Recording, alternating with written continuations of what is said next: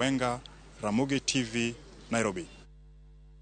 Piny owacho koro keto rameny mager ne riwruoge ma ok mag piny owacho mondo mi one gi yango kama omenda ma isirogigo wuokie higa ka higa.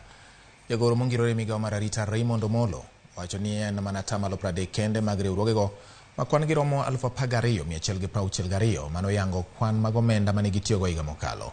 Omolo wacho ni piny owacho chichni moko kuom omendago ne ok owuok kama ler. Report ewi yuto mag riwruogego yango ni ne gitiyo kod omenda maromo bilion 185 higa mokalo ka thoth omendago ne oketi e chenro mag dongruok. Looking at the numbers, we are talking of excess of 12,000 NGOs. But it's interesting that barely, I doubt it gets to 30%, filed their returns in the last financial year. So we need to find a mechanism of working together to ensure that there is total compliance.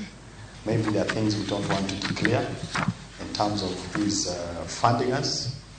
And as a country, of course, we are very keen in following up the trend for illicit financing.